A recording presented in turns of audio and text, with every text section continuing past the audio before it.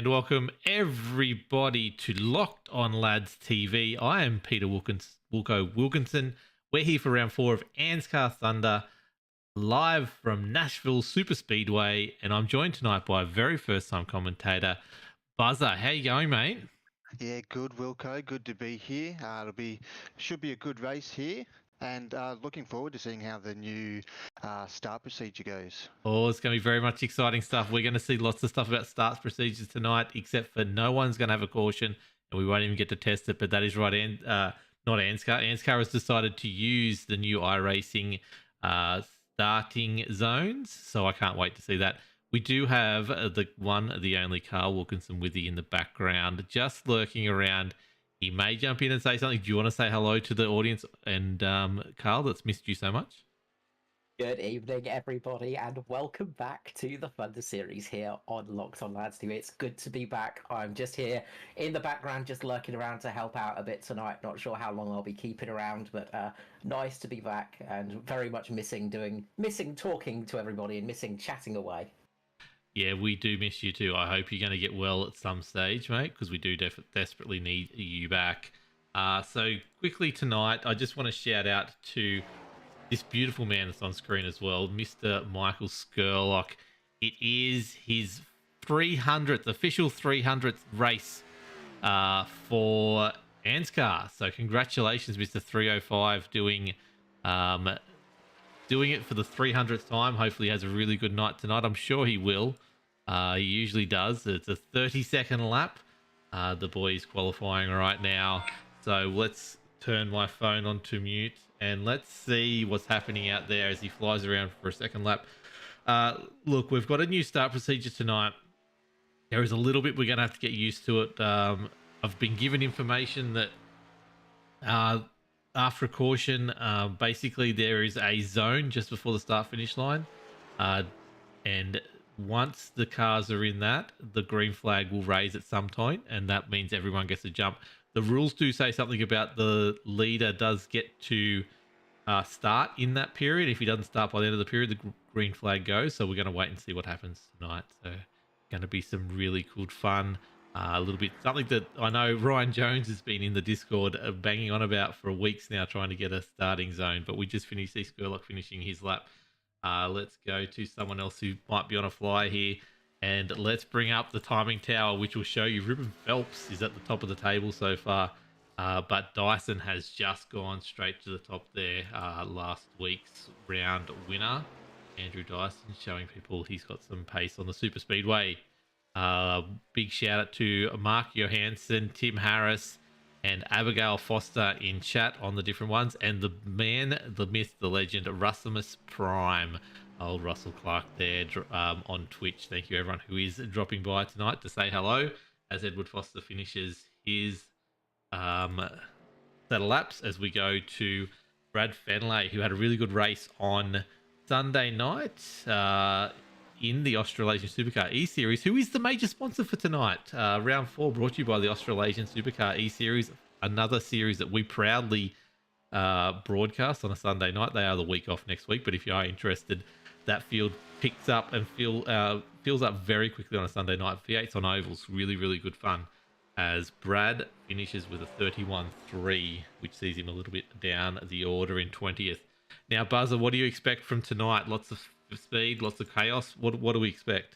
Well, I am expecting a little bit of chaos. I did for the first time have a look around this track earlier tonight, and it seems a couple of the corners are going to be bit tight heading into a few of those, but it'll be interesting to see some strategy. Our inside information we had given to us was that about 60 to 62 laps on fuel for tonight's race. So looking at probably just over maybe a one stop and a little bit, and also some tyres. The right side tyres on this concrete are probably going to be the ones that go away pretty quickly. Yes, I'll be very interested to see how the strategy plays out with the fuel and the tyres. I assume the fuel will be the interesting thing, especially if there is not so many cautions tonight as who we got there. Wesley gets the sideways action on the Xfinity car as he comes around the corner on the Mustang. So that's probably the end of his run with 1 second to go, and we are going to see Andrew Dyson lead this field out. The field of only 26 tonight, which is a little bit disappointing, but that's okay. It's patch night. Some people might have hopped on and saw a 14.7 gig patch and thought, no, I'm not racing tonight, but we will see. Let's head into the gridding up process and have a look. Once someone can get on pit lane, Billy Hickey's on pit lane. Let's take us down there as we see the cars come into the grid and get ready to go. I'll quickly run through this grid as it stands right now. Unfortunately, my display isn't working for the grid. Apologies. Andrew Dyson will line up next to Ruben Phelps. Edward Foster, the man who fought off Andrew for all but one lap last week, will go up next to Hamish Gallagher, the man trying to reclaim his championship or defend his championship from last season. Josh Micklemore, who's in a purple patch of form at the moment, alongside Matty Hunter. Matty Hunter, what a great job from you, mate. Very good work ahead of number 300 himself, or the 300 race man, Michael Skurlock in 7th, who's next to Ryan Jones. Nothing could happen there on that restart. Justin Witcher, who's been racing really well in leading the Australasian Supercar E-Series on a Sunday night, who is sponsoring tonight's series. He's in 9th next to Luke Georgensen, who's always having a good race these days, always around the mid-pack, always looking good. In 10th, Raymond Yeager, the man who is behind the Australasian Supercar E-Series, is next to Stevie Dubb, then Greg Spencer and Kobe Jordan in 13 and 14. Norman Clark, 15th next to Tom Pritchard, 16th. Nigel Patton, 17th next to Billy Hickey, 18th. Christian Koch next to Brad Fenley in 19th and 20th. Wesley Closey is the 21st. Matthew Raymond, as always, down the back at 22nd. Adam Malone next to Aiden Schultz if they hop into the server, 23 and 24, and Tex Linda, who we're going to keep an eye on tonight if he jumps into the race as well, and Noddy Tompkins to round out the 26th position at Nashville tonight. So strong field as they start to move on the grid as we go to TV1, and it's not showing me. Oh, here we go. Finally, things are moving. So underway. I just want to quickly jump on and call out the championship at the moment because that'd be great. Man down in qualified down in 8th, Mr. Ryan Jones is leading that championship at the moment, just ahead of Josh Micklemore. Hamish Gallagher down in 3rd. Odd to see him so far down. Justin Witcher in 4th. 5th is Fenley. A really good season for Brad Fenley and Matt Hunter, who's in 6th, with Adam Malone, Tom Neal, and Luke Trahere all in joint 6th position. And then Ruben Phelps sort of in the 10th position. So that's the top 10 in the championship at the moment. But just outside it is Noddy Tompkins having a fantastic run ahead of his teammate Matty Ray at the moment in the championship. So in P11, Noddy Tompkins. Well done to Ryan Jones. He has had a pretty good season so far. We always see him up there and thereabouts. His tyre wear's been a lot better, or good, I must say, as we get ready to go.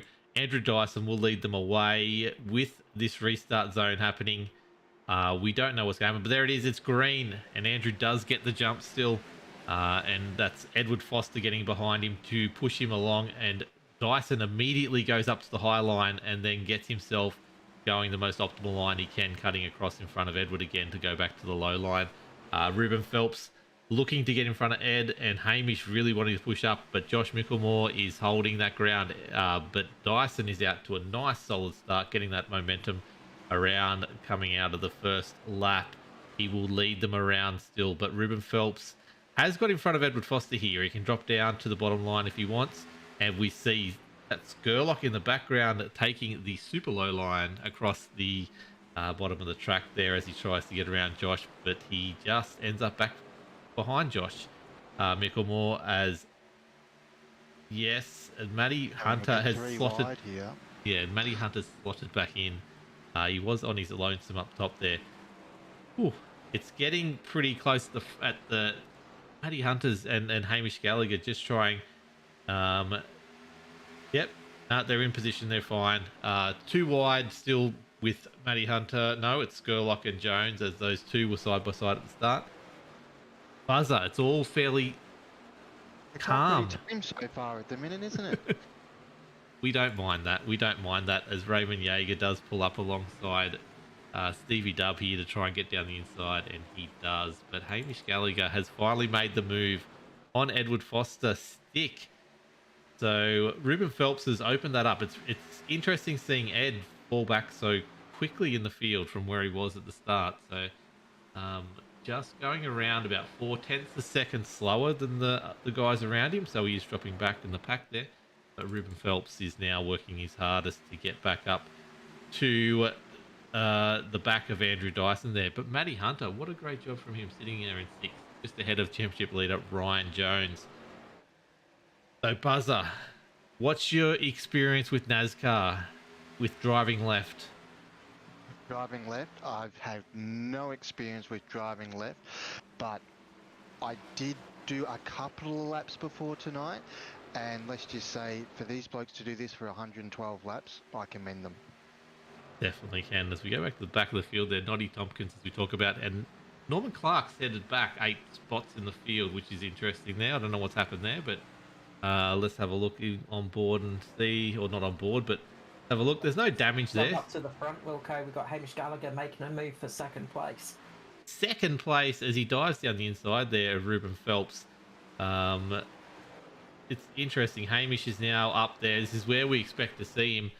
He's worked his way through the field. Josh Micklemore just sitting back there, holding his spot.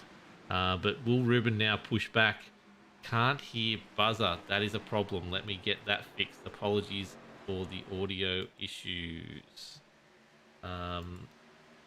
So it was something I had to test. Can we test Buzzer again? I am here, Wilco. Okay, I've got you. You're almost there. So that's about perfect just there. Sorry about that. So while we watch here, Hamish Gallagher's now back on the back of Dyson here.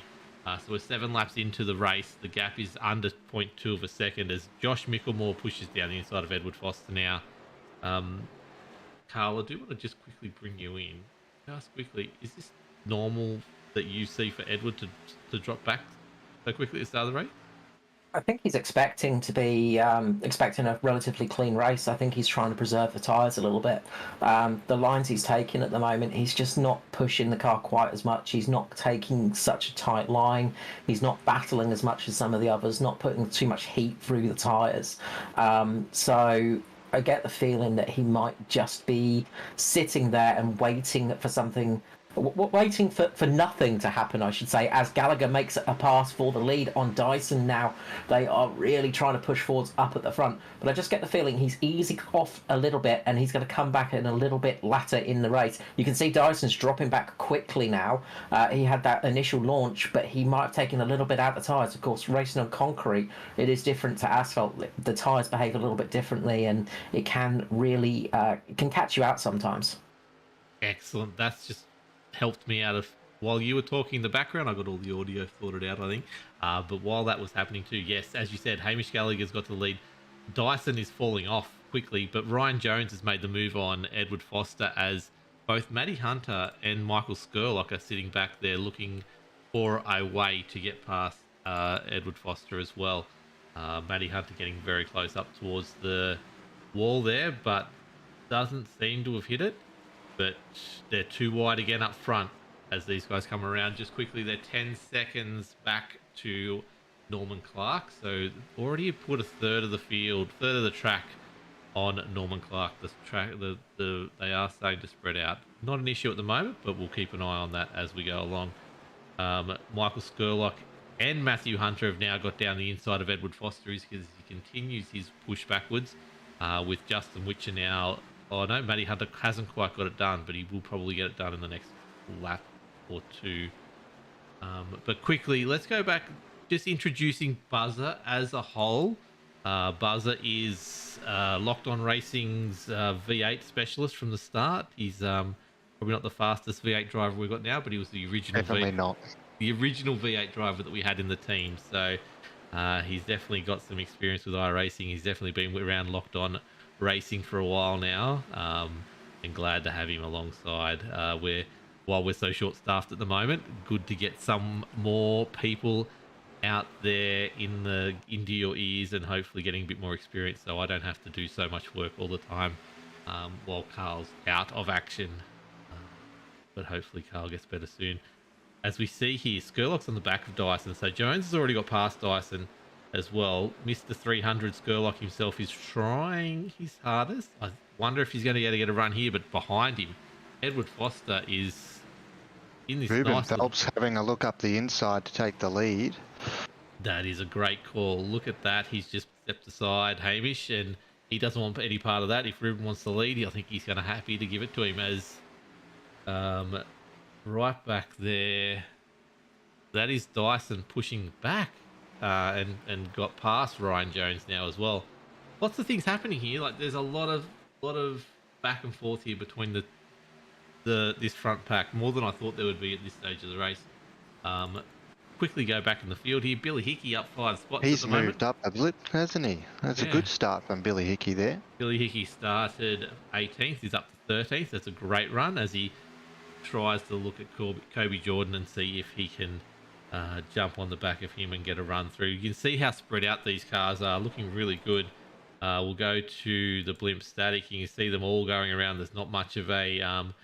it's all single file and they're not as spread out as they could be, which is good to see. The other one is there's not many other positions changed. It's really Ed's dropped down 5 spots at the moment. The second best commentator, I can't even remember what he called himself, but second best vocals. Abigail, what did he say? It's not like Ed to let himself slip far back. In spite of any strategy, something doesn't look right. That's what I agree. I don't think Ed would be happy sitting there in 8th right now. If he was in the comms, he'd be giving it to himself. I can tell you right now. Hamish Gallagher sitting there. You see Micklemore just trying to hold off Dyson, I think, there. Dyson's all over the back of him as Skurlock and Witcher, Foster and Hunter are still wanting to go too wide everywhere we go. But this is going to get very interesting very quickly.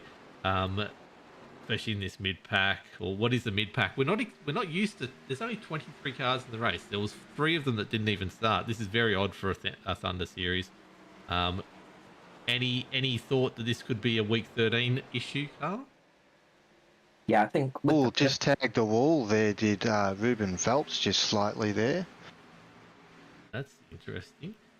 I missed that one. Apologies, everyone.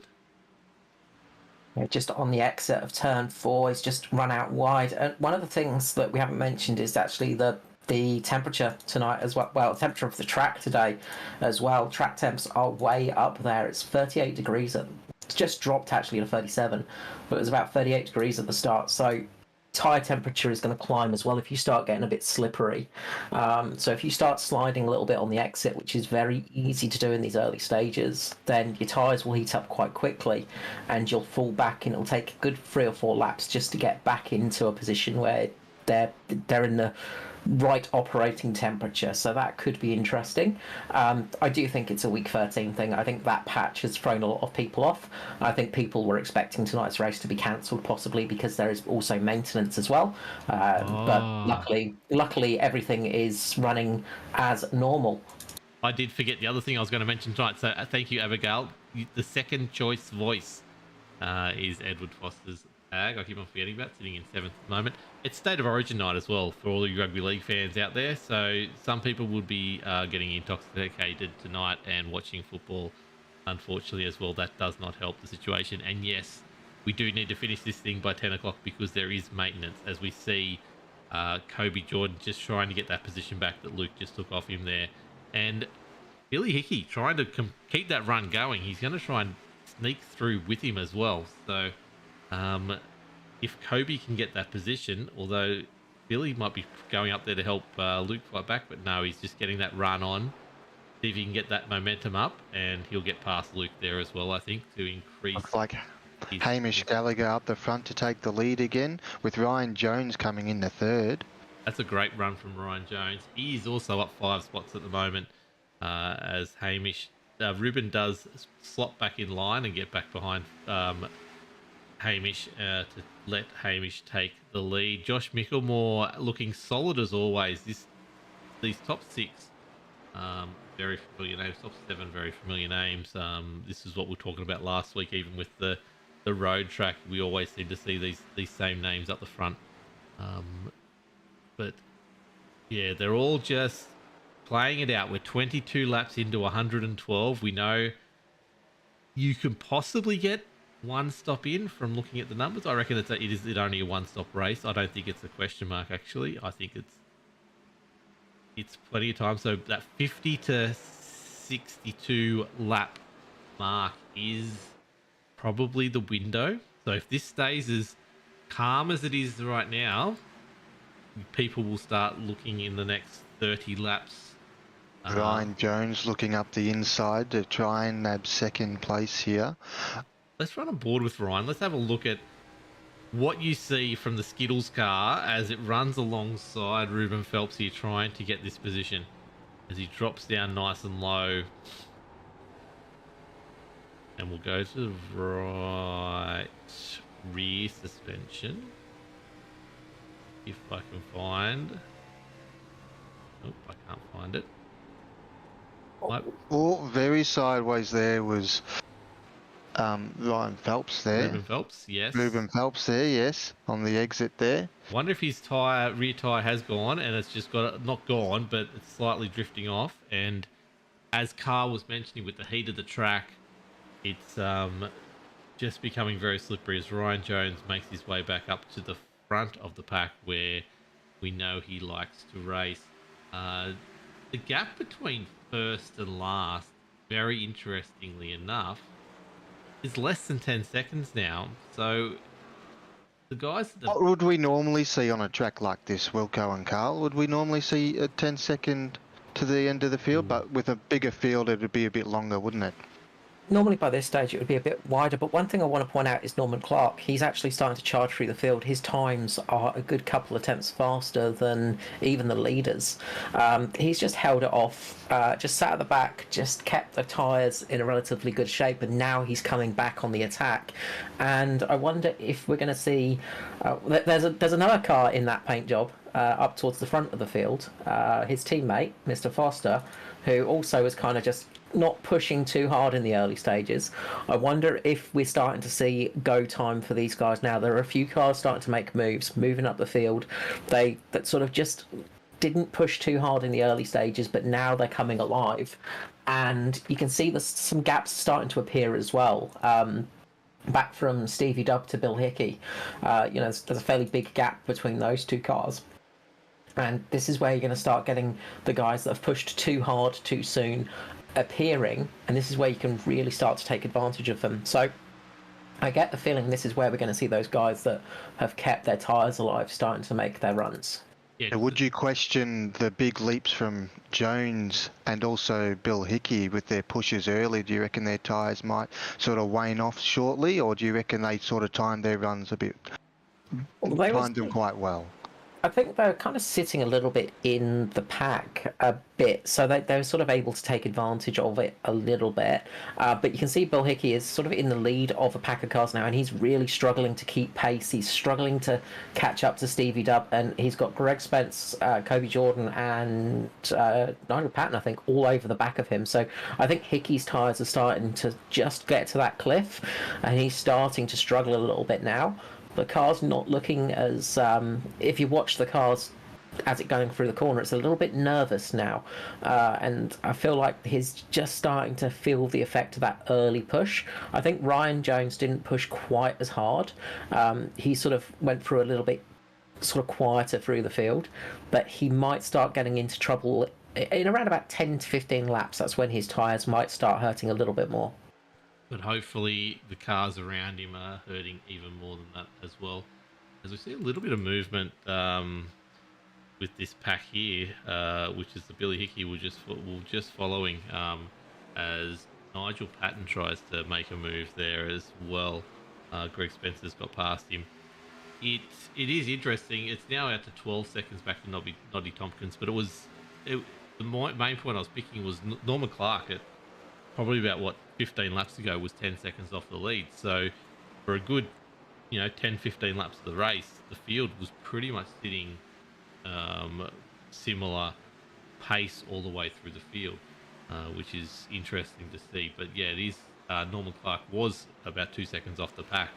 And as you said, he's now not only got back onto the pack, but he's a good 4 seconds ahead of Noddy Tompkins, who's currently sitting in that last position.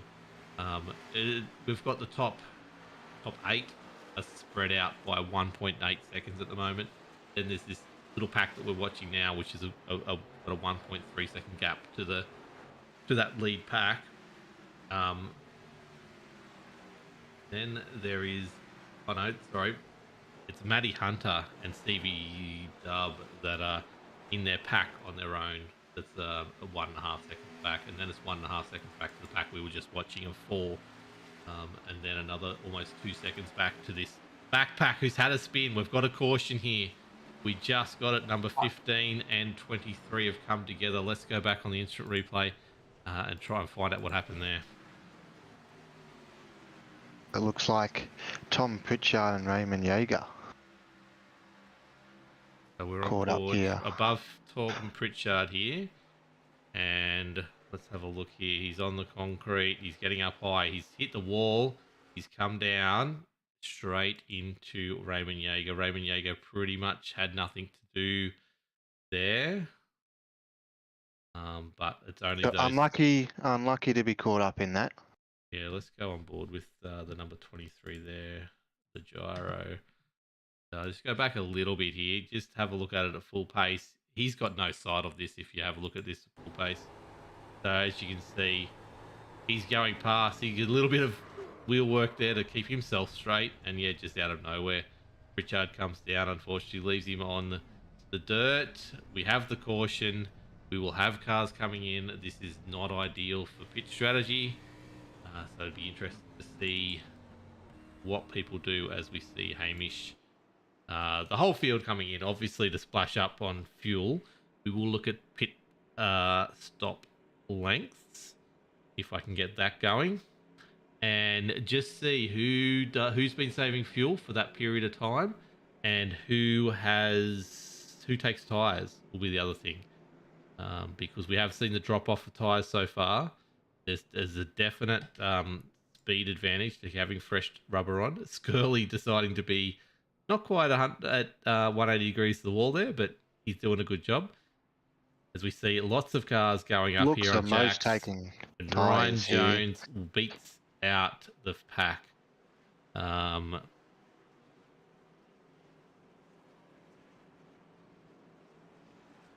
So everybody getting 4 sets of tyres in that stop by the looks of things.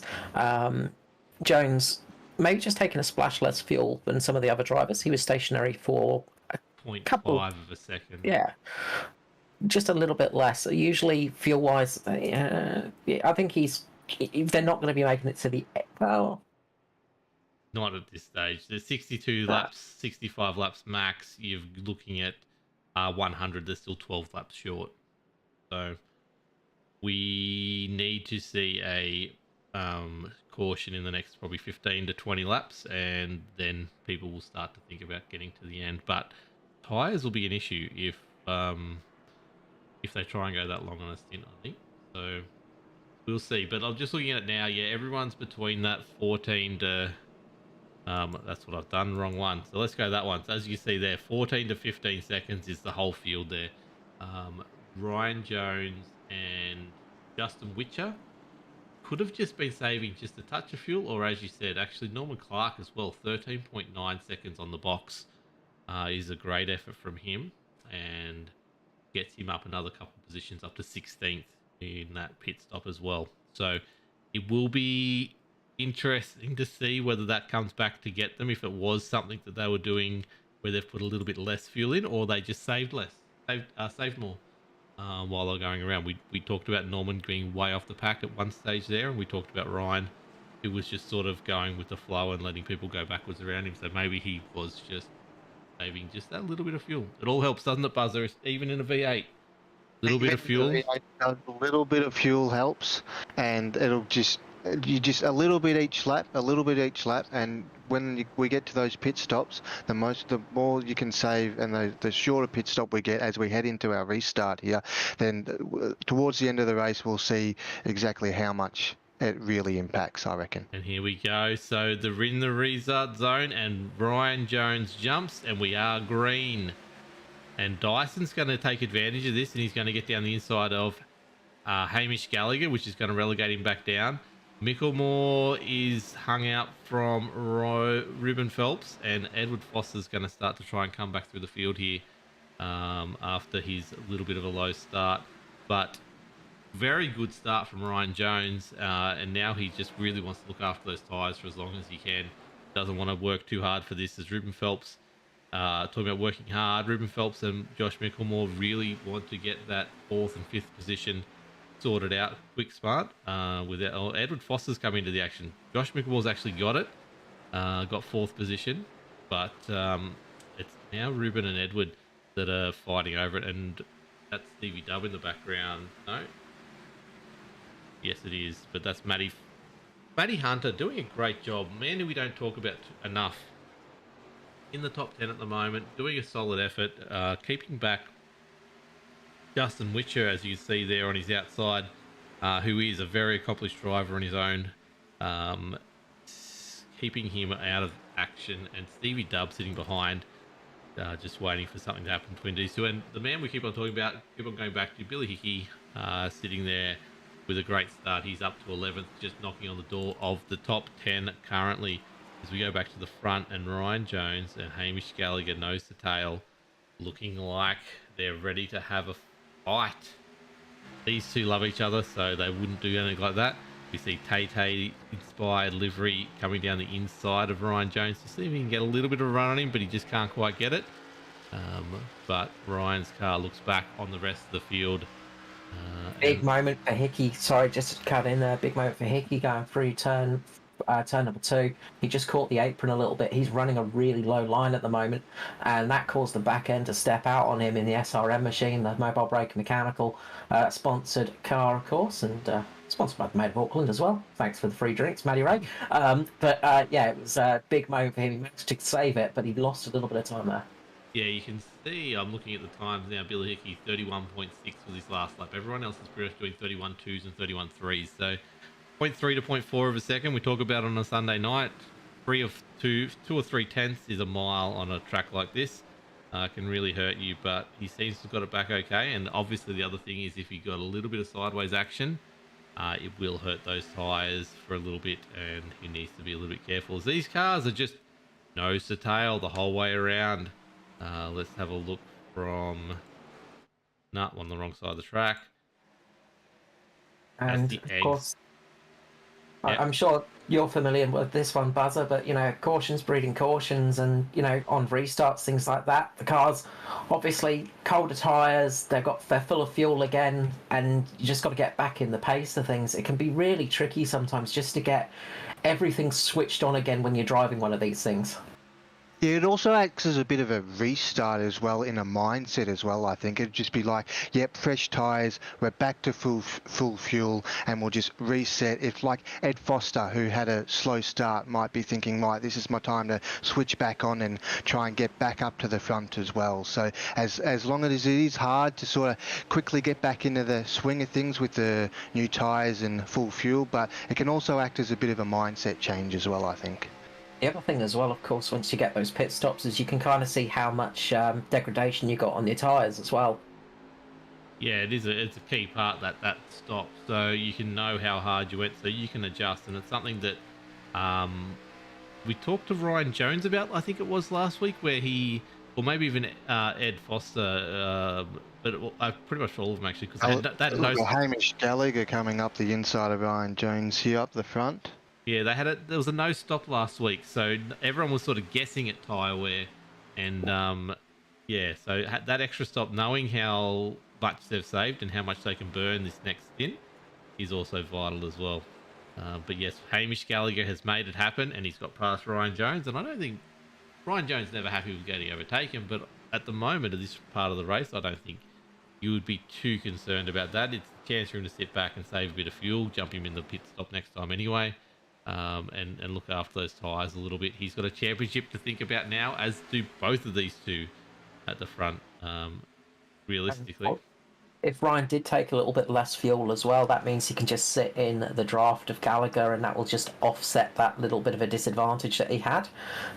So, obviously stopping again.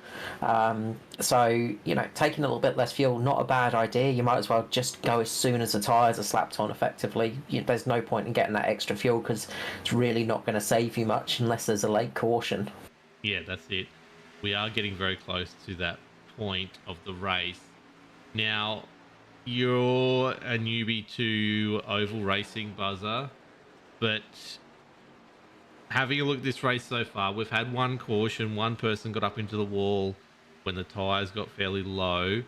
Would you be considering at this stage of the race green stopping to get the tyres and the fuel done and come back, or would you be staying out there, hopefully hoping for a caution at some stage?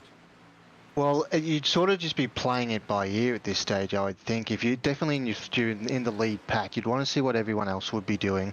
But I reckon if you try and we're at full tank, so we're going to run as long as we can, and then if everyone and just do what the leaders do, I suppose. Yeah. I don't think there's any advantage, Carl, at this stage to trying to get the final stop out of the way and getting it back, because I assume what do we see? 42 seconds on a stop, which is more than a lap. You will go a lap down if you green stop at the moment. That's it. And there's not enough tyre wear really in 14 laps to make the big advantage. One battle that might be worth having a bit of a check out that's quite furious at the moment is down with Tristan Koch, Luke Georgeson, Greg Spencer, Noddy Tompkins and Wesley Closely. These drivers are absolutely going for it. They are really pushing hard, and you just get the feeling they are absolutely going tooth and nail at the moment. They're not worrying about any strategy here, not saving anything. They're just going full throttle. So good little battle going on down the back of the field. There's good battles going on throughout, but yeah, it's probably, it might be for an early stop, considering it on about lap 70. If you're coming around about lap 70, you might be able to get an advantage. And of course, when you're on fresh tyres, you will have that little bit of a speed advantage. But we've not seen a huge drop off in time either. So it's not like you get a 3 or 4 second advantage on the tyres when you're running, when they're running. So it's a bit of a gamble, but it might pay off. It might be worth a try. You might see some of the mid-pack try it. If it goes green, it could pay off very well for them if everybody stays out for a late stop. Yeah, that is it. So I'm just quickly looking at... So we're on 16 laps since everyone stopped last. Basically everyone's about 0.3 to 0.4 seconds a lap slower right now than what their fastest lap of the race is. So it gives you an idea of the drop-off. It's not huge. 16 laps is sort of that halfway. No, it's not even that. It's a third of the way. No, it's even just smaller than that. It's a quarter of the tank. So, You can't get much closer than that between Georgeson and Closey. That was very much a. I was expecting to see a yellow flag appear there. Just very close driving, absolutely millimetre perfect by those two drivers. Great job from both of them. Georgeson's been struggling a little bit. I think he's got a little bit of heat in his rears. His back end is really stepping out on him at the moment. So he's struggling a little bit with that car. But he's able to get some speed in it. But you can see losing the speed off the corner, Closey's just able to close the gap, excuse the pun.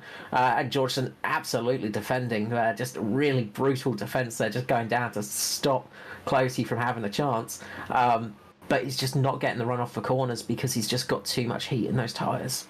Good pickup from Abigail in chat. Edwards got past both Ruben Phelps and and Andrew Dyson here. He's actually right up the back of Josh Mickelmore. So while we were playing a little bit of fun at the back, you can see that gap there has really jumped out between, that's the wrong one, that one, between Ruben Phelps and Andrew Dyson. So I don't know whether that's tyres, that's something's happened and stopped them up, held them up. But Ed has got past and he's making good work of it. He's right up on the back of Josh Mickelmore, who's going to push past Ryan Jones here. We can see Ryan Jones, for whatever reason, is just starting to lose a little bit of pace that he had before. as Josh works pretty hard to get around the inside of him. Ed will be ready to do the same thing in a couple laps time, but now Ed has pace and he's doing a great job. And look at Micklemore as well. Yeah. So just quickly, like those two, Micklemore's 31.6s, Edwards are 31.7, Dyson and Phelps are 31.8. So you can see 1/10 a lap difference, but you can see how much of a difference it's making on the track right now. Chucko, that's only 10 laps, and all of a sudden you're a full second out, which these guys just about are now. So it's about half a second. Well, actually, Ruben Phelps to Edward Foster is nearly a second, and Andrew Dyson to Phelps is nearly a second as well. So Michael Skurlock might be, and Matty Hunter might be eyeing off an extra position here if it keeps on going that way as Dyson moves back. We have got Raymond Yeager has decided to call it quits for the night too, as we go to this battle pack at the back here, which is just crazy. We just need to watch a little bit of this. I'll get someone to keep an eye on the front while I watch 2 wide by 2 wide. And then Greg Spencer just looking at from behind going, what the hell do I do here? But Raymond Yeager, unfortunately, 8 laps ago, did call it quits after that incident with Tom Pritchard that brought out the caution. There's some interesting lines right here, right now. There's potentially 3 or 4 different lines going to corner. They're not 3 to 4 wide, but they're attacking the corner at 3 to 4 different directions. This is where you can trip over each other, especially with these tyres now being 23 laps old, and one little mistake could possibly cause a problem. But they just go back into line nicely as I talk about it. Someone's listening to the broadcast while they're racing. They shouldn't be doing that. People, don't do that. Buzzer, I was just about to ask, obviously racing on tracks and in V8s, of course, you're used to some side-by-side action, but it's not usually lap after lap for, a constant of, 20-odd laps. It's a very different style of racing in that respect. And obviously it's tiring when you've got somebody next to you because you're constantly having to just keep an eye on them as well as keep an eye on your own race. Yeah, with these guys, we're talking millimeters on some of these turns here, whether it be the wall or each other, and the concentration as Edward Foster trying to look up the inside of Ryan Jones here. The concentration these guys to do for 112 laps here tonight, being side by side like they are, it's impressive stuff. Yeah, it's a very, very different. As there's contact with Billy Hickey, he just gets caught in the back, and it is going to be a caution. Wall. Yep, there it is. This is the point where people can get home. Just quickly, let's go back. Abigail was just saying the Clark Closeley pack is looking very scary. Didn't come out of that pack, unfortunately, this little incident, but the pack in front. Let's go to the chopper. You can see there the number 90 of Nigel Patton getting very much on him and just loses it. Yeah, it just gets into the back of Hickey, unfortunately. You can just see that the bump draft just did not work, did it? No, and it's just because there's a little bit of braking that's involved in that corner as well. So it's just Hickey's just got off the accelerator a little bit early. Patton's got into the back of him. He's tried maybe a bump and run, and it's just failed. If you're unfamiliar with the term bump and run, you just give the car a little bit of a nudge to try and offset them and hope that they don't crash into the wall like that. It's not the nicest of things to do, and it will often get you some payback later in the race or later in the year. But that one really did not pay off. A big shame for Hickey because he was having a really good run there in the SRM machine, of course, newest signing for the team. But he can possibly bounce back from that because we're under caution. Damage is not going to be too much of a problem here, so he'll still be on the lead lap. But this means that everybody can come in for their stop. Yeah, it's a very interesting crash. Like, he could have been a lot worse, that incident. He didn't bounce. He stayed up high. He controlled it really well. As we can see, most people are getting tyres here. As Hamish lights it up out of the pit box, which costs himself some time. it's very interesting little way to do it. There's definitely and can't be good for the tyres, but he's got it out in front. Hamish leads Josh Mickelmore and Ryan Jones. Edward Foster holds his position down where he was. Andrew Dyson, Ruben Phelps, to Michael Skurlock, Justin Witcher, Matty Hunter, and Nigel Patton. Interestingly enough, once again, the Norman Clark playing the strategy. I reckon he's done left side only, or right side. He's done right side only tyres. Yes, he has. 9.1 seconds. His pit box, where everyone else is 14.4 to 14.5. You know, Ruben Phelps has gone a little bit lower. That's just fuel, or his pit crew got a really good jump. Andrew Dyson, same 14.3.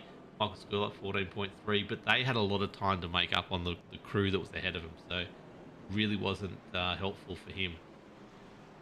But Norman A big Clark, mover as well has been Matthew Raymond from He's always a big 22nd up to mover. 13th. So he's He's Mr. Sheen himself. He is notorious for, I'm not going to qualify. I'm just going to work my way through the field. And here we go. So that is it. Everyone can get home from here. This fuel's not a problem. Norman Clark's the one to watch, though. He has got some old tyres on one side and some fresh rubber on the other. It's a short-term gain. We'll see if... well, realistically, the tyre wear on those other tyres shouldn't be an issue. But we'll see if it goes green the whole way to the end, whether he starts slowing down quicker than the rest of them. But interesting. The one thing he's just got to look out for is just on that restart. Just because there's going to be a bit of heat difference in those tyres. The inside tyres are going to heat up a bit quicker because they've gone through their cycle. Yeah, the right side tyres won't. We saw that race one, a very, very interesting result. Jaden Russell, I think, was it, started on the... Yeah, it was Jay Russ who sort of lost it, unfortunately. Norman, though, he's experienced. The nice way of putting it. He's well experienced. I swear you didn't call him old. The old man on the grid now is Foster. I mean, that boy is ancient now. This will be interesting. So we've got this restart procedure happening again. I'm going to go to Chopper. Let's go to Chopper. And let's have a look. So Hamish has almost a full car length on Josh Mickelmore here. If Ed makes the podium, can you guys make sure to tell him that Norman has a white aerial number? He hates it. Okay, cool. I will let him know. RS14 in chat there. So we watch here. There's no games to play here with fuel. Everyone should be right. Tyres is the only concern. We've got this restart procedure, which we're going to see from above the cars at the moment. Are we going another lap, or have we just... No, we're just getting to the pit lane now. So we're just going to get up to the Geico restart zone. So that's that short little zone in that little point to point there. You'll see the painted side on the inside of the track there with the Geico on it. So we're just getting up to it now. So the driver has to wait till they get into that point, and then they can absolutely go. So it takes away a lot of the strategy on the restart. Right here. And away they go. Gallagher waits right for that last moment, gets away nicely there. It really makes a difference for the restarts, and it should make everything a lot more spicy in the future. Yes, it definitely will. It makes a bit more consistent, because I know people have been wanting it for a while, because especially there's some tracks where the pace car actually pulls away almost half a lap out. But you see Dyson here straight up getting inside Mickelmore. He's pushing his way up. Remember, Dyson started the front, his pole position. He has some speed in this car. He's got fresh rubber on, as they all do. He should have the pace to be able to get himself back up there. Someone who's always looking dangerous is Michael Skurlock behind Edward Foster there. He's just perfectly sitting himself in 6th place. He's started in 7th. He hasn't moved much. He's looking after everything. He's looking after the car. So he's good to go. Norman Clark did start okay. He's fine. He is getting down the inside of the Noddy there as well. But no issues at the back there. As we go back to the front, Hamish has jumped out, as the leaders seem to do, get a bit of a jump out at the start. You can see there in the background, though, Muddy Hunter is pushing down the inside of Justin Witcher, continuing this battle that these two have had now for nearly 60-odd laps. They just seem to find themselves next to each other no matter what goes on.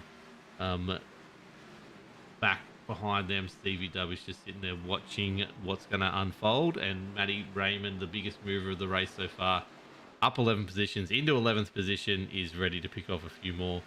But this is once again we're single file except for that group at the back. Wesley and co just want to race.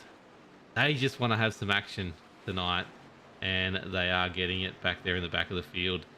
We will see another caution at some stage tonight that this keeps up the way it's going, as we're going to go almost 3 wide here behind them into this corner. No, Tristan pulls out of that, and Norman Clark is already starting to go back in this pack. He's a good 0.3, 0.4 tenths off everyone with these not so fresh rubber. So it'll be interesting to see if he can hold on, and then everyone else comes back to him at some stage as well as we go back up the front.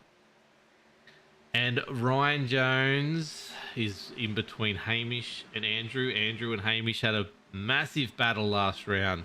Thank you to everyone who went over and checked it out on YouTube. It's our biggest watched broadcast so far, which is interesting because it's a road track. Belle Isle was extremely interesting result as not Hamish and Ed and Dyson. Josh Mickelmore was in between those two. Had an absolutely amazing battle there towards the end. Hamish just doing what he does best at the moment, leading the pack around. Buzzer, what have you enjoyed about tonight as we head into the 71st or 72nd lap? What I'm surprised about, Wilco, is we've only had 2 cautions. From what I've seen in the past, which is very limited, I thought we would have had a few more cautions tonight. But as you said earlier, with the smaller field, I think everyone's been a bit tame tonight and just sort of getting to the end to have a real crack. Yeah, as we see the second choice voice there getting past Josh Mickelmore, and he's on the back of Andrew Dyson now, as Andrew Dyson looks at Ryan Jones's Skittles, and he thinks this is going to be a yummy little feast as he gets ready to take him in the inside in a couple corners time. But this front pack is doing a great job. Michael Skurlock. Oh, we've got an incident. No, Tompkins and Wesley Closely just losing it out of turn 4. They just managed to save it, but this has given Luke Georgeson a bit of a run on those two. Great save there by Noddy and by Closey as well. They did a really good job, but those rears just lost all grip on. They just lost all grip on the exit of the corner. Quickly have a look at a replay while we've got not much happening up front. Keep an eye on it. I will go live if anything does happen. So watch the back of Noddy. You can see it steps out, and Closey also steps out with him as well. So they sort of follow each other. I think that Closey was expecting to have to avoid an incident, so he's cranked the steering a little bit harder. Noddy's managed to save it, and then Closey's managed to save it, and then Luke's just gone, well, I'll tell you what, I'm just going to take these spots. So if I say monkey see, monkey do, is that going to offend anyone? I hope it doesn't, because I think that's a perfect analogy for what happened just then. But yeah, you are driving so much on the limit, especially around these corners. You need to be pushing those tyres, those grips much again. So any kind of little thing that jumps out at you, any slight movement in the steering wheel at that point can really unsettle the car, as you saw just there. Dyson's not as much on the back of Jones as he was a couple laps ago. They're pretty much running around the same speed at the moment on track. However, Edward Foster's going half a tenth quicker at the moment, so he's really pulling that group up on the back of Dyson and letting Hamish and Jones just step out a little bit from the front of the pack here. I didn't expect so much movement in the field tonight. It's nice open super speed, nice open track, you know, the cookie cutter style. Where super speedway. It used to be a super speedway. It used to be. It's still classified as a super speedway. Okay. Back in the days, this was a super speedway. Not anymore. Things have changed a little bit. But yeah, I was expecting a lot more of cars sitting in position and not being able to get huge movements happening. But you can see here, like now Dyson's right back up on the back of Jones with Edward Foster pushing him along. And Abigail picks up Jones is a little bit taily at the moment, so maybe he's just put a little bit of heat into those rears. He's not taking the same line there as Hamish, is he?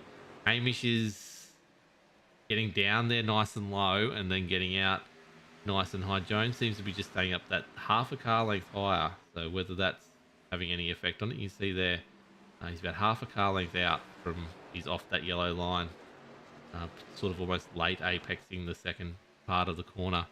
As Dyson gets very close to the wall there. Something you don't really want to do. You don't want to lose momentum on this track. You will go back a little bit, but holds it and he's fine. He's coming out. Well, one of the things that you do get though on the walls is that little bit of a pillow of air, so you can you can run up towards it a little bit, and the way that the air will push you off a little bit. So as long as you're not going at it too much force, you can kind of just ride the wall a little bit, and it just saves you from having that crash. And I think that's what Dyson's doing at the moment, is he's just really pushing it to the limits, not getting too much turn in the corners, and just saving a little bit more time towards the end of the race. We've still got 33 laps remaining, of course. And Buzzer, I'm sure you know this one from road racing. I mean, fresh tyres towards the end of a stint is always an advantage. Oh, absolutely, Carl. Yeah, the fresh tyres. It's if we get another caution here, as we see with Norman Clark falling way back down to the back of the field by only taking the 2 tyres in that last stop, that just goes to show how much the tyres play a part here. So if there's another caution here, everyone will want new rubber and try and push really hard. But as that strategy call from Clark just has not paid off, unfortunately for him. No, not yet. Just interesting too. I just want to notice Greg Spencer has dropped out of the race 3 laps to go. Bill Hickey is still in the pits at the moment from that. But has not left the server, so he's still going. Yeah, sorry, Carl. I was just about to say, and remember, of course, there is limited amount of tyres for the cars. There's 4 sets of tyres for the race, so the ones you start on, and then you get 3 sets throughout the race. So they've only got 1 set of tyres left for this race. So if we get another caution now, you could come in and get those fresh tyres and get towards the end, or you could risk it and maybe just keep them out, and just in case we get a late caution with 10-15 laps to go, get the fresh tyres then. So there could be a little bit of strategy involved in that as well.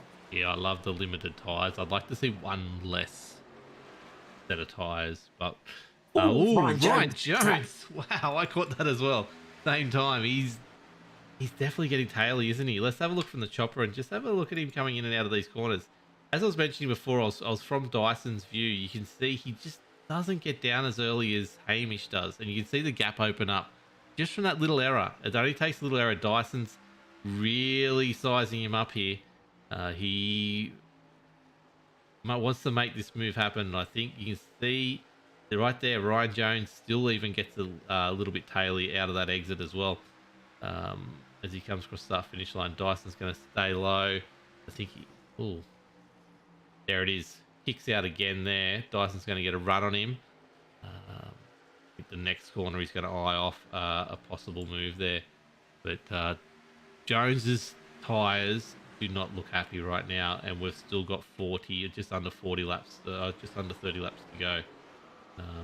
As Dyson takes it high there, trying to come back down underneath him here into this corner. He cuts the track, almost takes the grass with him.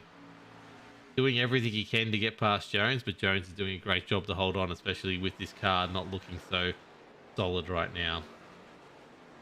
One of the other things as well is there are a couple of nasty little bumps in the mid corner here at Nashville, which can really catch you out. And look, in any kind of race car, it doesn't matter what you're racing in. When you hit a bump in the mid corner, that back end will step out on you no matter what, and it is very tricky to save it, especially when you're doing over 250 kilometers per hour. Interesting again, Ruben Phelps has done the same thing as happened last stint. He's dropped almost 2 seconds off this pack.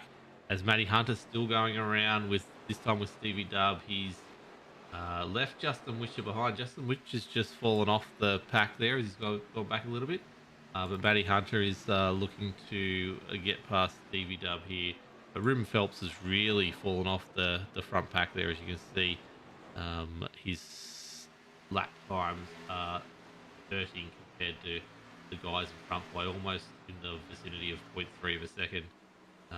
Matty Hunter, though, is the one who's not doing very fast laps at the moment. He's the only one in the 32s, bar 1 or 2 down the back of the pack there.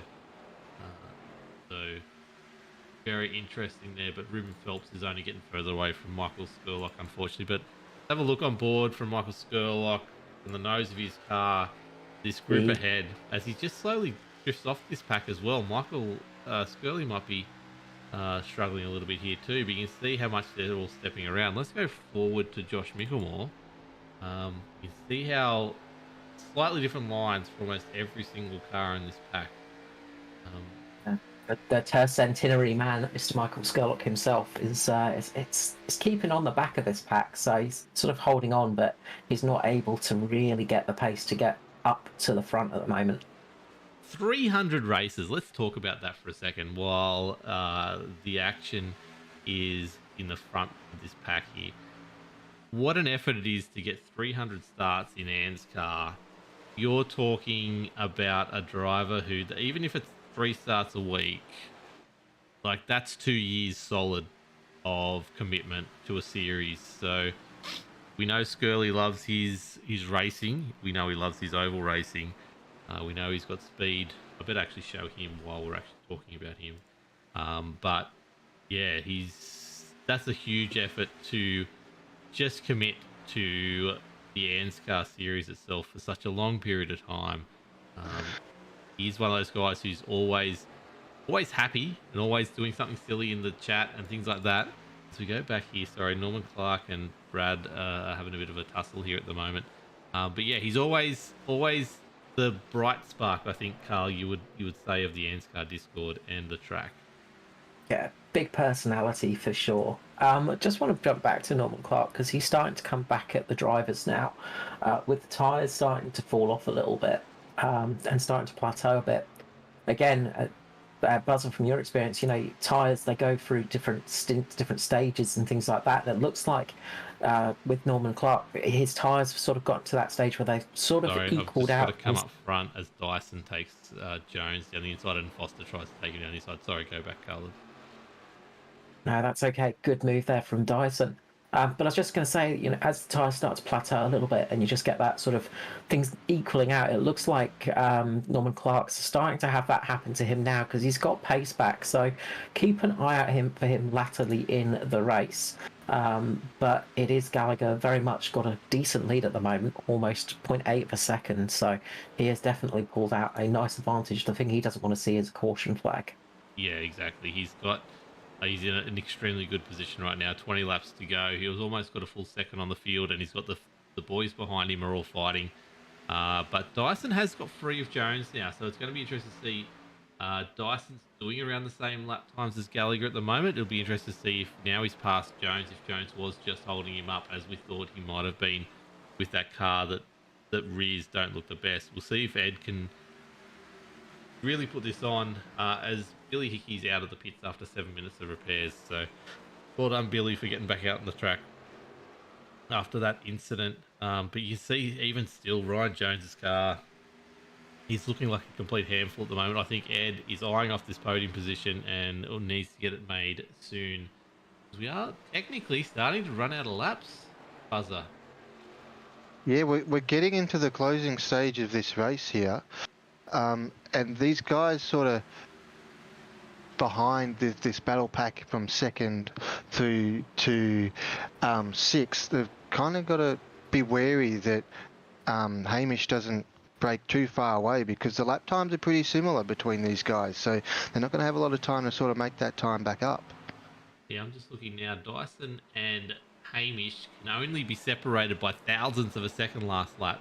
As Edward gets that done, but I think he's in trouble here. I think Josh is going to get both of these guys if they're not careful. No, he just ducks in behind. Jones wants this position back. He wants that podium. He wants to talk to me.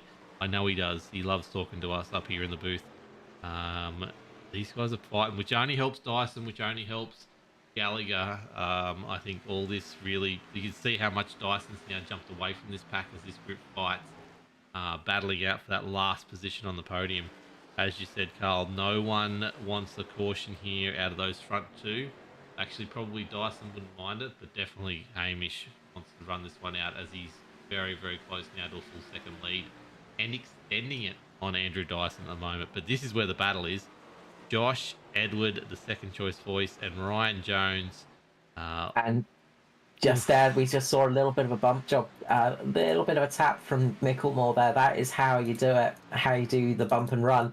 He's trying to get it to work on Jones. Jones beautifully held the car. Micklemore is really trying hard to get that pass done as well. Foster slid it up, and he just slid up a little bit too high, lost the momentum, and that gave Micklemore the opportunity to get the run on him. Oh, look at this by Josh Micklemore. He is absolutely going for it, and he's really putting the pressure on Ryan Jones. What this is going to do is going to bring Skurlock back into action soon, but Skurlock's about second back, which is interesting. But Foster's got this done on Micklemore. Jones is loving this because now he's got the pressure taken off him. He's got, 0.3 of a second here, but 0.3 of a second is so long on these tracks when these guys are so closely packed. I think, look, Hamish has put it out to a second now, so we're not watching that right now. But Edward and Josh, don't do this. You got to give this podium to Ryan Jones here at this stage. His car looks an absolute handful. He's going to hold on to this podium if these guys keep this up. They've got to work together if either one of them wants to get onto this podium. After 99 laps of 112, we are 36 laps deep into these tyres. If you go by Norman Clark's, 2 of his tyres are almost 50 or 60 laps deep in.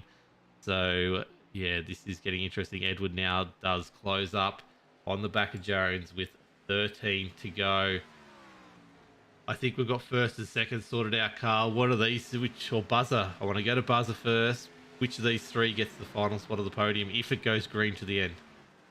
Well, it's going to be quite the battle for the last 12 laps here because Edward Foster is looking pretty good on the back on Ryan Jones here, who has looked quite sideways on a few laps coming into here now. So, also Micklemore's race, I reckon, has been a pretty strong one so far.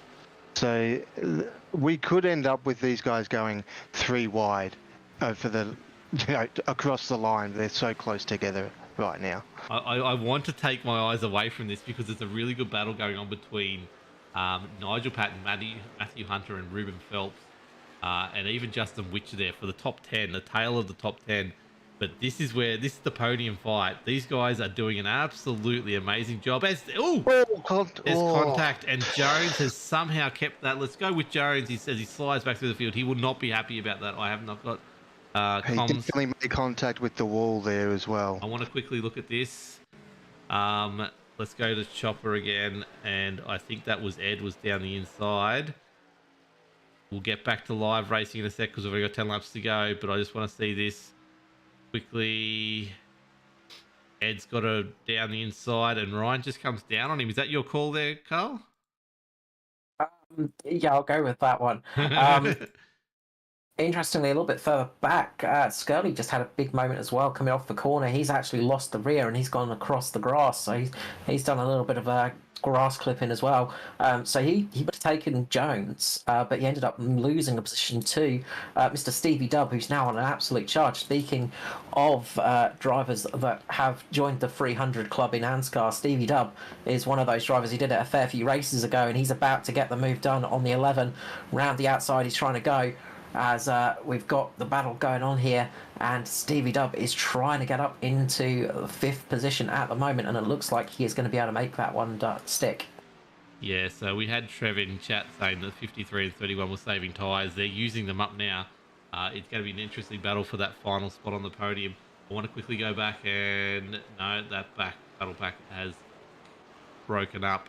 Matty Hunter holding on to his top 10 spot in 9th position. As you said, Skurlock. I just want to jump back to 13th position, Norman Clark, who has just worked his way through the field. He's catching a little bit on which there's a lot of time to gain. He's not going to be able to do it in the laps, but he's worked his way from the back of the pack right up to that position. A really good job from Norman. The strategy might not have paid off quite as well as he'd hoped, but that was still sort of fairly decent run through the field there for him. 0.4 of a second a lap he's getting on Witcher, and he's 3 seconds back with 10 to go. It's on. I think he can do it. As we go back up to Witcher, to Micklemore, who is holding off the podium spot from the second choice voice himself, Edward Foster. It's 0.6 of a second now. It's pretty much done and dusted, I think. Ed's last lap was slower than Mick so I think that's the end of that, unless there's a caution with 6 to go. I don't like your odds, though. There's not many battle packs forming out on this track at the moment. Watch out for Ruben Phelps and Maddie Ray at the moment. This is one to keep an eye on for, as Mr. Sheen is trying to keep it as clean as possible. Ruben Phelps throwing a big block job down on the corner, and this fight is going to be on for 10th position. Just quickly keeping an eye on Norman Clark. He's already a second into that Witcher lead at the moment as well, just behind this pack. Which is a really good job. But let's see if Matty Raymond can get it done on Ruben Phelps, who had such a good start to the race and was up there for so long. I think his tyres are just not happy and as happy as some of the other cars around him at the moment after 44 laps on this stint. Will he get it done or not? I'm not sure, but Norman Clark sort of almost plateauing now a little bit though, so maybe Justin Witcher had a problem before. So let's go. We've got 5 to go in round 4 of the ANZCAR Thunder Series 2 from 2022, brought to you by Locked On Lads TV and the Australasian Supercar E-Series this week. Great place to race. Go check that out if you're free on a Sunday night and you own a couple of V8s and you like oval racing. We got contact! We got contact between Matty Ray and Phelps. The caution is out. We should have stayed there, Carl. You should have told me. I wanted to finish off with 5 laps to go. I wanted to call it in as they just get... Let's have a look at this once again from above, because I think this shows everything. Yeah, so it looks like Phelps has just drifted up, unfortunately. Buzzer, what's your thoughts on that one? Yeah, definitely. Phelps has just drifted right up, and Raymond's got nowhere to go. I don't know. I'm looking at that a little bit differently there, because I think Ruben at this stage of the corner is not moving. So he's on that line, and then Matty comes down a little bit, if anything. Racing incident. I feel like yeah, a racing incident. Room's got to be given from both sides, I feel. There we go. Buzzer's made the call. It's all happening here. We've got to race the line. Everyone's going to get fresh rubber. Or do you stay out, Carl? Do you stay out if you're at the back of the pack and hope for the best? Leaders are in. I reckon Norman Clark stays out. I reckon we could see one person try it, and yeah, Norman could be that driver. I don't think he is. No, he's going in. But honestly, you know, if you're at the back of that pack, maybe just throw the dice. You're going to lose those positions There's anyway. Nothing else that could go wrong, is there?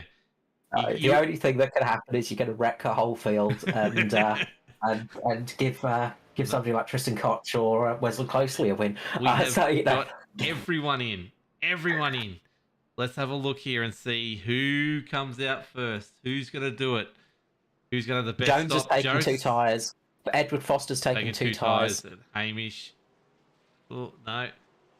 So they're the only 2 that do it, actually. Someone there in the back, Nigel Patton's Closely's taking 2 tyres. Wesley Closely took 2 tyres. So it's only Closely, Jones and Foster. They took 2 tyres. So this is going to be an interesting one. And interestingly, because Jones and Foster are both at the front, that means that the 2 cars at the front of the pack are both at a disadvantage. So this is going to make things What could really go wrong? interesting. What could go wrong? I like it though. Rolling the dice. You're not going to win if you just do the same thing as every single other person. I've lost chat. Sorry, everyone. Have not been keeping up with it because it's all happening out there. Talk about a late caution. This makes it very interesting. Yes, I agree, Abigail. Ed doesn't seem to have anything for Josh now. No, he didn't. But now he does. We are going to see a green-white checker, of course. Now, Buzzer, I mean, obviously new to ovals. So do you know what the green-white checker is? Well, I assume we're going to go green, then we're white, and we're checkered flag. But it'll be a pretty exciting finish because we were looking for a pretty plateaued end to the race with Gallagher leading by so much. So it'll be interesting with him with 4 green tyres and the 2 in front with only 2 to see how hard he pushes to see if he can get that lead back. You know who And this really hurts? Andrew Dyson. He is yep, back there on the inside line, 3 back from the start, behind both Hamish Gallagher and Edward Foster, with Nigel Patton on his outside, who has only got 2 fresh tyres. I would not like to be him right now, and considering he had second place on the grid, on the podium, wrapped up to now he's got a fight with 2 laps to go. I still think he can now get to the podium, but yeah, we'll see. just quickly as well, remember that if there is a caution on that green flag lap, then that is at the end of the race. So that can be a big thing to play as well. So that's why track position can be key sometimes. That's why if I was Norman Clark or Tristan or even Noddy, I would have made the call. Noddy got his podium the other week from doing that. Stayed out. Exactly. I was going to say, if you were Noddy, then you would have had a podium already, Wilco. Yeah, I know, but I'm not. I'm not even that good. So. Ah. Oh dear. It's been too long. We've got all the miles built up in my bloodstream, but I need to get it out.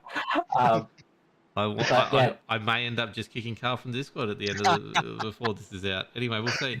Look, this is just quickly as well, just for all new viewers as well. If they get past and the white flag flies and there's a wreck after that, then it does go to the green flag. So if there is a wreck after the white, then remember that there is no caution, so they still go to the end. So if they make it to that white flag, then it goes to the checkered flag. If the yellow comes out before that white flag, then the race is over. So that is the green white checker.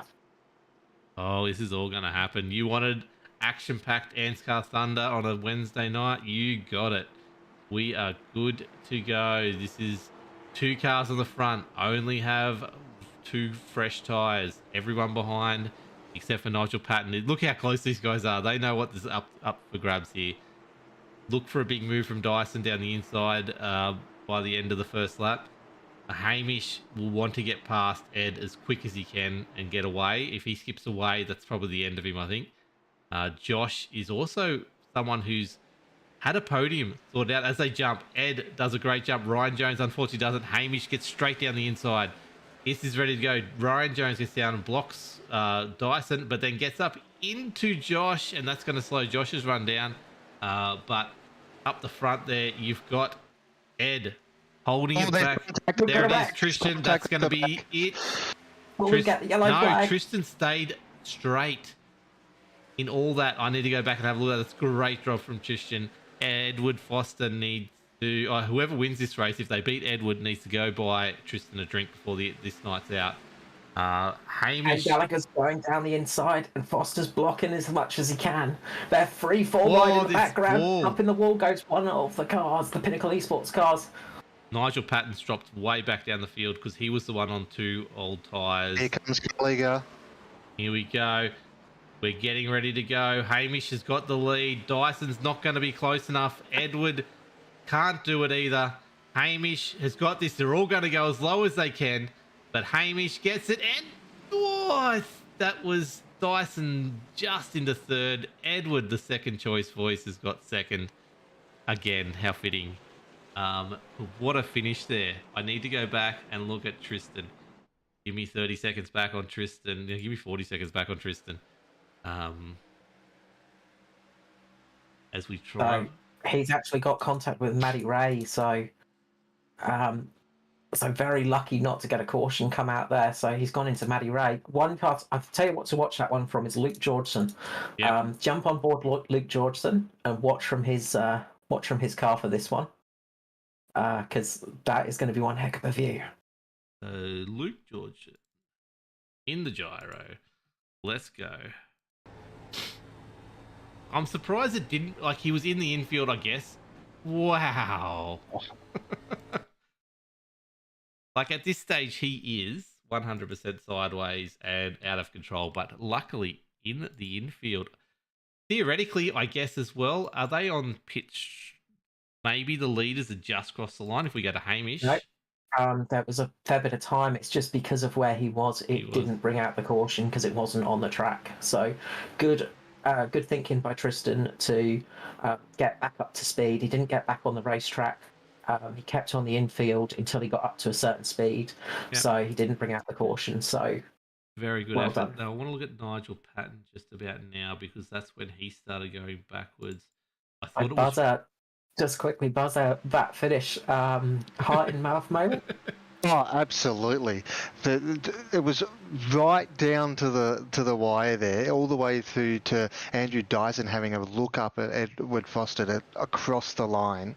Like, it was very impressive for Edward to hold on there. That was very good. And Hamish deserved that win. He led that whole stint after the caution before and was pushing to have that win, was way out in front, and to get that position back was pretty good. I can't believe the run Dyson's got, to be honest. He has used every trick in the book. Although that's the finish line there, isn't it? Yeah. Is that the finish line there? No. Yeah, that is. Oh, is it? Yeah, it is. Yeah. Oh, it is. So he wasn't as close as I thought. It was a little bit further. I was looking at. He tried his best, it just could not get it there in the end. Yeah. Just on Norman Clark watch, managed to get up to 7th in the end. So Wow. his race went pretty well at the end of that one. Let's go through the results since I've got them here and they're working. Yeah, very good job from Norman Clark there. Only 1 point. Also from Stephen Williams there, from 12th to 5th. Yes. He was a sort of a silent mover through there. Definitely was. So let's go. So Hamish Gallagher takes it out. Round 4 of the ANZCAR Thunder series brought to you by the Australasian Supercar E-Series. Second on the grid, the second choice voice, Edward Foster himself, 0.1 of a second back. Andrew Dyson, 0.2 seconds off. Hamish at third. Josh Mickelmore fourth after having a podium in the bag with only a couple laps to go. TV Dub all the way up to 5th. Well done. Ryan Jones, unfortunately, finishing 6th tonight. Norman Clark, some interesting strategy, and it paid off at the end. 7th on the race. 8th for Ruben Phelps. Kobe Jordan 9th. Matty Hunter 10th with that little incident that he had right at the end there with Nigel Patton. Let's go over the page. Michael Skurlock, 300th race, ends up 11th, unfortunately. Brad Fenley did a pretty good job, actually, of getting up to 12th. Nigel Patton, after that incident at the end there, after rolling the dice, saving 2 tyres for that last stop, 13th. Noddy Tompkins in 14th. Matthew Raymond up to 15th. Wesley Cosley in 16th. Justin Witcher, unfortunately, 17th. Tristan, the last car on the lead lap, 18th. Luke a lap down, just missing Tristan in that last little incident, 19th. And Billy Hickey, after such a good race, ending up 20th, 15 laps down. Tom Pritchard went out early along with Greg Spencer in 22nd. Raymond Yeager, unfortunately, that incident, 23rd, yep. And Tex, Adam, and Aiden did not take the race. Whew, what a finish to that race. So I need to work out, Carl, can I ask you to start dragging people around? And indeed, I'll bring up our 3rd place finisher, Mr. Andrew Dyson.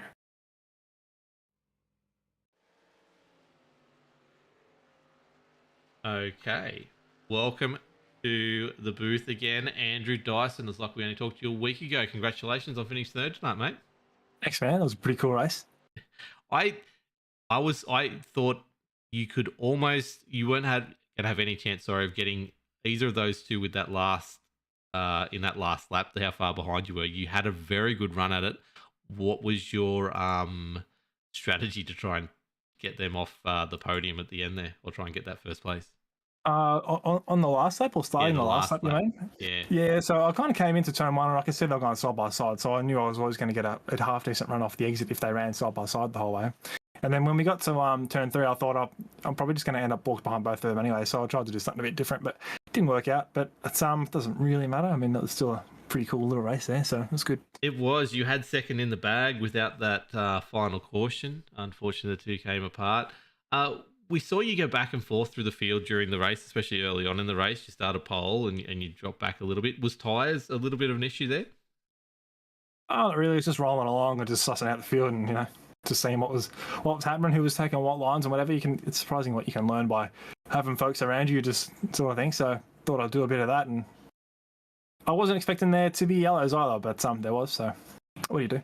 Yeah, the yellows came at some inopportune times, unfortunately. Did you think you had any chance of getting Hamish at the end there before the last caution?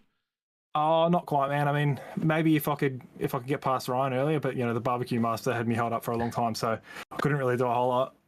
No, he definitely did. You definitely showed some pace once you got past him. Was there any thought to just doing the 2 tyres on that last stop? Yeah, for sure. But I thought, if it's going to take a lot of people to take 2 tyres to end up in front of us, sort of thing, because we were obviously, whoever else it was, myself, Hamish, Josh, like we all went 4 tyres, and you'd be crazy not to, because everybody else would have to come from far back to jump us. And yeah, usually not a lot of people do it. So I don't know. It's still a bit of a gamble, but yeah, it's. I think it was a safer one, so I went with that. Yep. Now we got the iRacing's new starting procedure tonight, or the starting zones. How did you find them? It's pretty easy. I think it'll be really good, man. It's there's a lot of tracks where you can be the leader on a restart, and you're pretty much guaranteed, as long as you get it right, you're guaranteed a 0.3 to 0.5 gap by the time you get to turn 1, which isn't really super cool. But these start zones will take that away and keep the racing much tighter at the start of a run. Should be good. Yeah, it seemed to be pretty good tonight. Anyway, let's move on to your championship. How are you feeling about it at the moment? I don't think I've done too many races, so it's not really something I've got an eye on anyway. But I'll just roll up and have some fun each week, and as long as I don't run into anyone and ruin their championship, then I'm having a good time. Yeah, that's a fair point. Thank you very much for your time tonight, and well done on the finishing 3rd tonight at Nashville. Who do you want to thank, and who do you want to shout out? Shout out to you, Blakes, for jumping in the broadcast again. Carl, welcome back. How you going, bud? Yeah, thanks to all the guys who put the series on. Bit of work goes into it, and just a little shout out to Simrix.com, Southwell Lifts and Hoist, Max Mechanical, MB Designs, and Phoenix Smokers for helping us get it done. Well, thank you again, and congratulations. And I'm sure if you keep on racing, you will talk to you again very, very soon, mate. Well done, and have a good night. All right, thanks, guys. See you soon. Okie dokie, so we'll drag up the 2nd place finisher for Ansari, Mr. Edward Foster.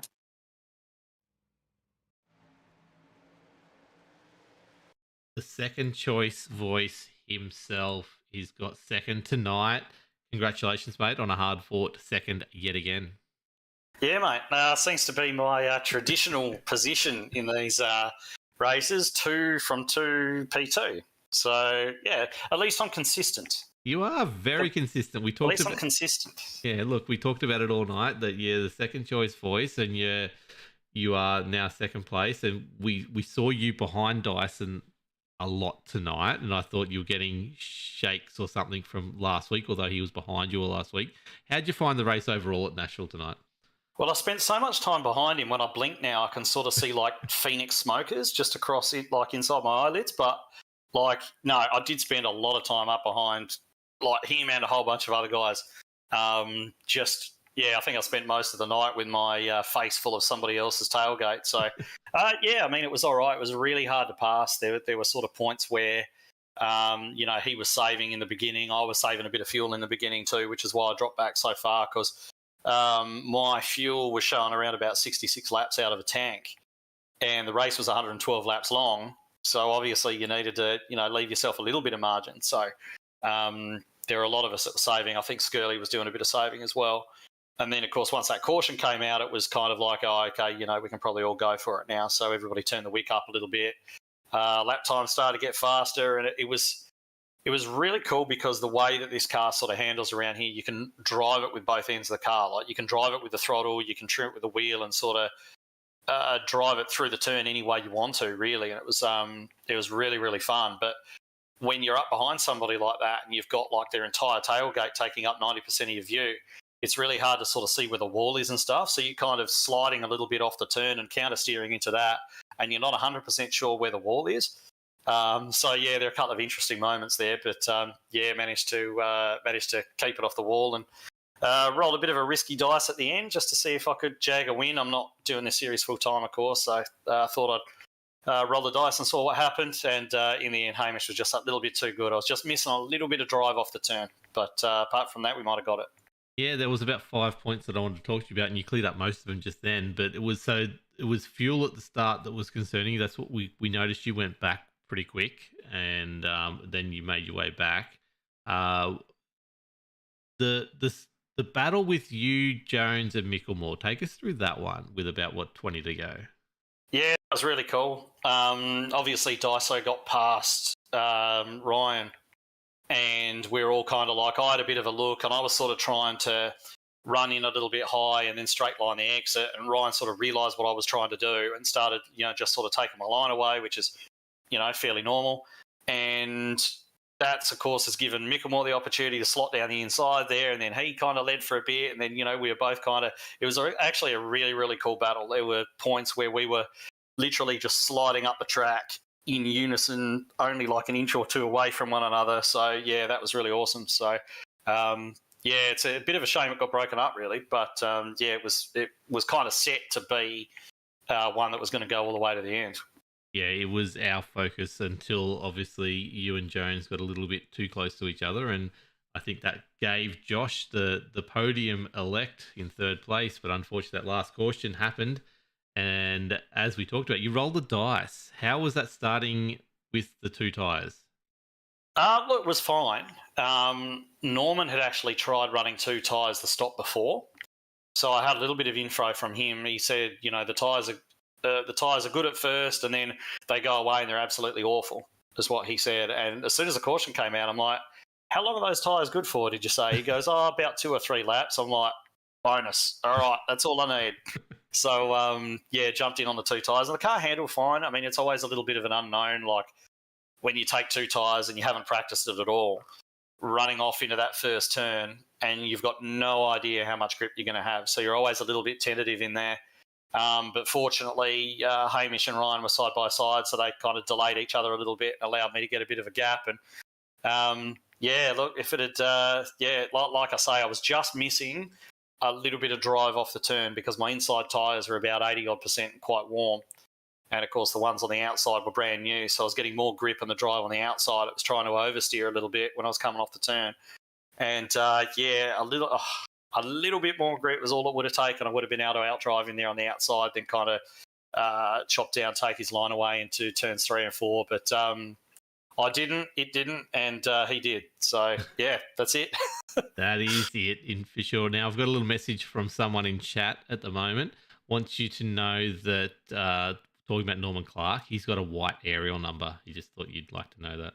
So. Oh, okay. Yeah, I did notice that. Unfortunately, talking Norman through them, the technicalities of the way that these things work can sometimes be a little bit more time than it's worth. Yeah, that's okay. Norman, he will freely admit that he's not technologically great. So sometimes you just kind of go, all right, mate, you got the right car, and you're not trying to jump in with a truck or something. So we'll just take that as a win. That is a win. He had a really good race tonight, so thank him. Congratulate him when you have a chat to him later on, because we know you will. So he had a really good one tonight. But back to you. Who do you want to thank, mate, and who do you want to shout out? Just shouts out to everybody for coming out tonight and just putting on a really good race. We only had 2 or 3 cautions, something like that. It was mainly green flag racing, and thanks to all the guys that I was racing really close and around, it was good the way everyone was kind of doing it. Shouts out to you guys. Great to see the K-Man back there in the box. I can see his little name sat there, so great to see him back. And AJD and Fully Flawed, the team sponsors. And that's it, I guess. So you don't want to thank Phoenix Smokers for... Did you always see them now, or no? Why not thank Phoenix Smokers, hey? Why not thank Phoenix? I reckon when I close my eyes tonight, I'm still going to have them burned on my retina. So, I think I might wake up in the morning and look at buying one, maybe. I don't know. We'll see. Anyway, keep us informed, mate. Thank you again. We'll definitely talk to you again soon, and I'll probably have you in the booth again fairly soon anyway. Have a good one. Yeah, no dramas at all, mate. Thanks. That leaves us... Sorry, what was that? I was just going to say, and finally for Mitch Motorsport, we'll bring up Mr. Hamish Gallagher.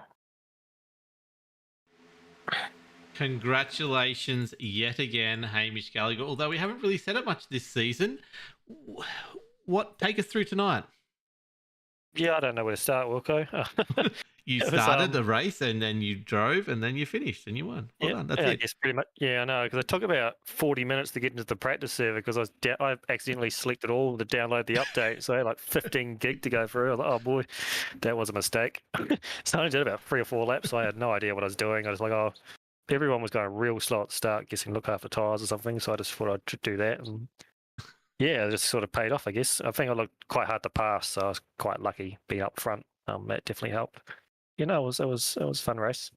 It definitely looked like a fun race from us. It was only a small field tonight, so we got to keep an eye on the action all around the field. You seem to be always in it. You had the race won with 3 or 4 laps to go. How did you feel coming into that final restart, knowing Ed and Ryan Jones ahead of you had 2 bad tyres and 2 good tyres? Yeah, I was happy because it could have been a lot worse. It could have been like Texas all over again. It could have been restarting 20th with, like half the field stayed out or something like that. Didn't work out too well last time. So I was pretty reluctant to put 4 tyres on it. Thought, I'm definitely going to get screwed. But yeah, unfortunately, Josh, he was going to take 2, but he took fuel as well. So he would have been restarting off pole. It would have been a battle between the both of us. But yeah, no, Edward was he was very, very good to me. He could have driven me a lot harder there, and we probably could have ended up wrecking both of each other. But a lot of respect to Edward, how he raced me at the end there. So it was a good battle. I think if we hadn't had that other caution before that, I think it was really tight on fuel. So I think some people were trying to save. I wasn't. So I think it would have been a very different result anyway. So it's like, oh well, whatever happens, happens. And this time it worked out for me. It definitely did. It hasn't been the best start to the season for you, but what's it mean getting a win back on the board now?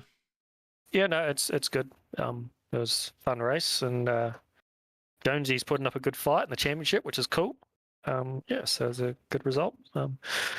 Yeah, well, I don't want to waste too much of your time, Wilco. I'm sure you want to get to bed. I understand how things are going for you at the moment. It's a bit of a shame, and for Carl. Well, it's good to see Carl is doing what he can at the moment, which is really good. Yeah, it's good to have him back. I've only been awake for 15 hours straight doing work. It's fine. It's all good. Yeah, look, congratulations, mate, on a very well-run race tonight. The restart zones, I just want to quickly touch on it. How did you find them tonight? Yeah, no, it was interesting, because I obviously haven't tested it or anything like that. I've heard a few people talking about it was a bit broken, so I was a bit worried how things are going to work out there. But yeah, no, I think it's cool. Now it gives the it's going to keep these restarts a lot closer together, and it's a bit hard to time them or whatever. Basically the restart zone used to be about half the front stretch, so now it's a tiny little area. So it's definitely going to make things a little bit more interesting. A good chance of a few more black flags though, because I'm not sure if you've tried it, probably not. But you get like a pit road speed limiter warning. So if you go a little bit too fast, you might get a black flag. So okay. And if the outside car jumps or is slightly ahead of the inside car when they go, that's a black flag as well. So you might see a few penalties in the next few weeks as people try to learn the ropes. So it's cool. Well, it's a cool addition to have. So it was something I did notice that the car on the outside was usually half a car length back, just in case. So that's what I did, just to make sure, because I didn't want to get a black flag right in a second. That would be pretty stupid. Yeah, no, that would be pretty stupid, but it's something we wouldn't expect you to do at all, mate, I swear. Now, who do you want to thank and who do you want to shout out? Just big thank you to yourself, Wilco, and to Carl, and for Dylan helping out tonight. Yep. So big thank you to guys. Appreciate life's tough for you all at the moment, so doing what you can, or really appreciate it. Big thank you to ANZCAR. Big thank you to our sponsors on the car tonight, just all the Mitch boys. And yeah, I'll leave it there. Okay. Well, thank you very much. I'm sure we will talk to you again soon, as always. And congratulations tonight. We'll talk to you soon. Thank you, Wilco. Buzz, I just got to ask, Buzzer, how did you go for your first oval race commentating? How do you feel went? Well, I felt definitely fish out of water, Carl, because this isn't my sort of go, the oval racing. But it was good to see some close racing, even though it was a small field. It was good to see that we had some close racing all throughout the race. But I reckon those cautions came at the right time for a viewer, I would have thought. Not so much for those guys leading at the end there, but to make things as interesting as we could for a finish. It was very good to see those cautions come out for that. No, absolutely. It makes perfect timing for the entertainment. We couldn't have scripted it any better. We always seem to find that in the Thunder series and the Australasian Supercars E series, both the ones that the Locked On Lads TV do, and both the sponsor and the series tonight, we seem to be getting extremely close finishes and extremely exciting finishes. I was happy if it finished with under green at the end there. I think the race had been run really well, and there was still some good battles happening at the back there. But to get that little bit of spice thrown in at the end really made it. Now, I've said I hope you get well again soon, and we're all thinking of you, Carl. But I get to say it in person tonight, and I hope you do get your stuff sorted out soon, and just not for our sake, but for you, for the pain and all that kind of stuff. But thank you for joining us tonight, mate. It's been an absolute pleasure, and really big thanks. I hopefully be able to get back for a couple more races, but yeah, it's a little bit tricky at the moment. Yeah, not the easiest thing to do at the moment. Just waiting for surgery at the moment. So it's until that happens, it's a little bit tricky. But thanks for having me back in the booth. It was nice to be back up here, and thank you so much, Buzzer, for joining us as well. It was a pleasure to have you in the booth. No, thank you for jumping in, Carl. It was good to have you back. Yeah, no, thank you, Buzzer. Congratulations on your first ever Locked On Lads TV commentary job. First commentary job ever. You did an amazing job. We will have you back again sometime soon. Maybe even when we get some road racing happening on the channel in some stage in the future. Well, if we look at the calendar for the Thunder Series next week, it looks like we head to Road America. Do we? Yeah. Indeed. Oh, really? Yeah. So that's we had Belle Isle last week, and then Road America next week. So hopefully we get some good racing out of there, because as we saw last week, they're not the easiest things to stop. No, they're not, and they have to turn a different direction other than left, which is extremely weird as well. So I assume we will have the same characters at the front of the pack again next week. But look, let's wrap this thing up. I've been awake for way too long, and I need to go fall asleep very soon. As you know, Locked On Lads is going through a bit of a quiet patch at the moment. Quiet patch, we're only broadcasting twice a week, maybe even be racing once a week. But no podcast at the moment. But go check out the Locked On Lads Facebook page.